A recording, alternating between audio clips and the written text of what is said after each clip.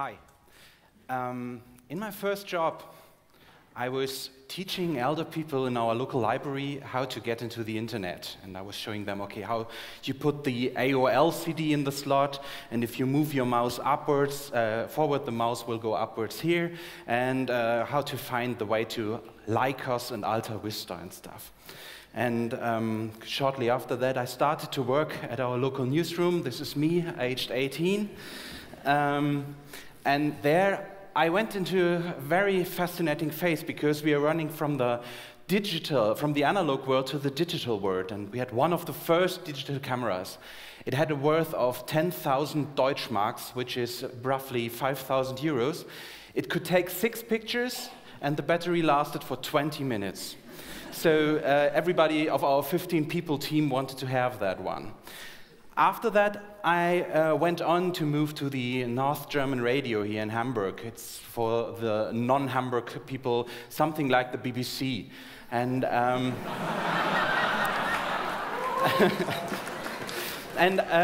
I asked the guy of the human resources, hey, let me go to the online department because I want to do online stuff. And he said, really? Do you really want to do that? Because, you know, the TV guys are here.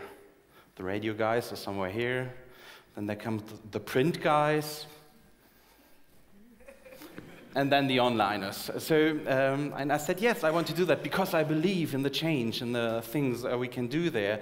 And I stayed there for about 10 years, and I found a role which Stefan already told you. It's mediating between normal guys and technicians and explaining technology to regular guys. And in my talk, I want to tell you about the fundamental change that is going to come to us and how news will confirm and how news will change to get to us. And I will start with some of our examples.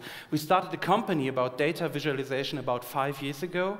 Now our main topics are explaining and lobbyism and privacy and data issues and stuff like that. And besides that, we try to be a good company, so we've got equal pay.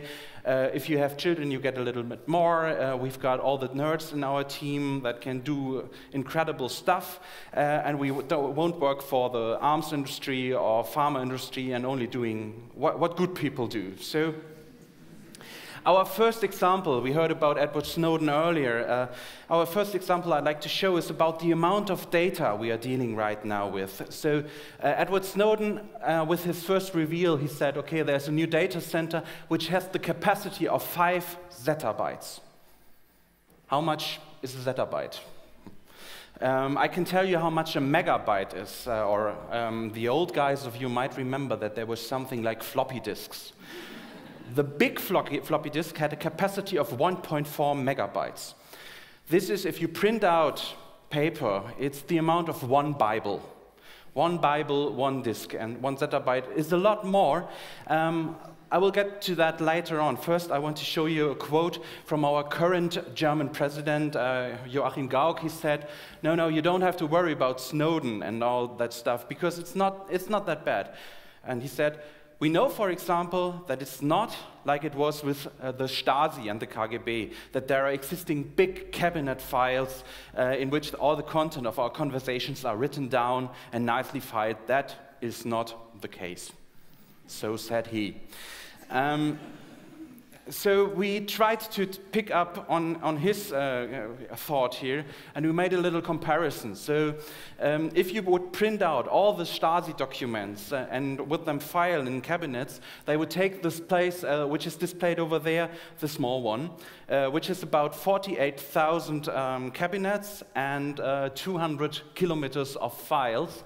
And on the other side, you see the capacity of the NSA, but it's not really the capacity that you see here. It has not even started yet. So let me show you what Mr. Gauck was really showing you, or telling you when he said that. So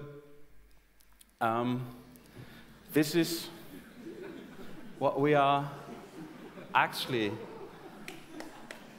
talking about when we talk about the data capacity of the NSA here. So Mr. Gauck maybe wasn't quite right with this assumption here.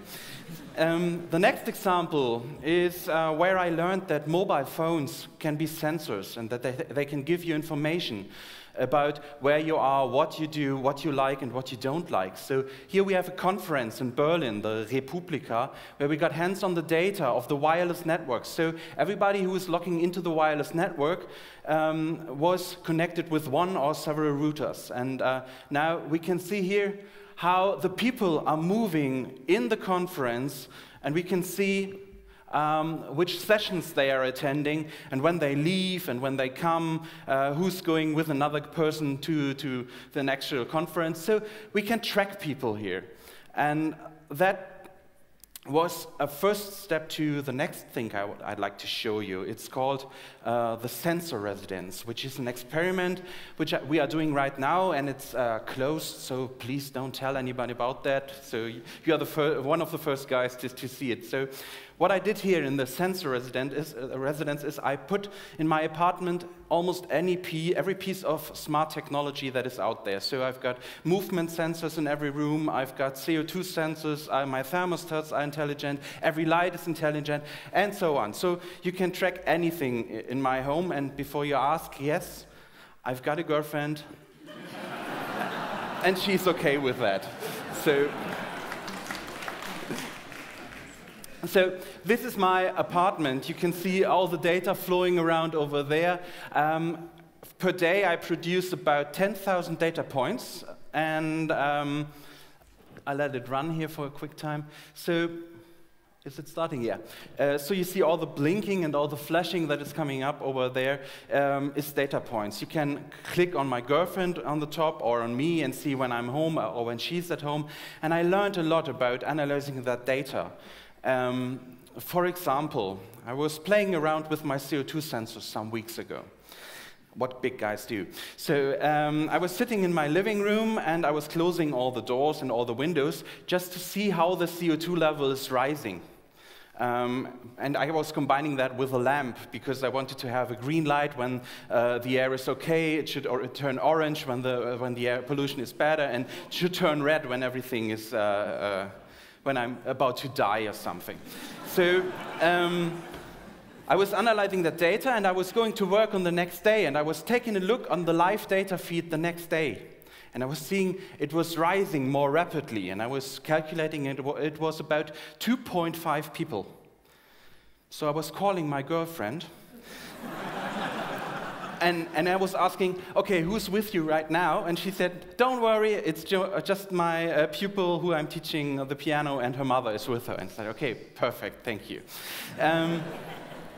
Another thing, next week or the week after, I will get a new bed sheet with, I think, 500 sensors on its own, where I can check my sleeping patterns, when I'm awake, when I should wake up, when's the best time to wake me up, and stuff like that. And the good thing is, it has a privacy button. So think about that. What happens if you press on the privacy button? So somebody has the hands on the data there, and I'm not sure if it's a good or it's a bad thing. I just want to try it out. But there's something big happening here, because the environment is getting smarter and smarter. It's not only our homes, it's complete cities. For example, Samsung just at the beginning of this year told us they are selling 300 million devices with electricity inside right now. And they will sell 500 million within 5 years. And they said, in 5 years, every single piece of device with electricity will have sensors, and they will be connected. So the thing is happening. And it's happening not only at homes, it's happening at cities and anywhere you go. So my jacket will be smart, my watch will be smart, my shoes will be smart, everything.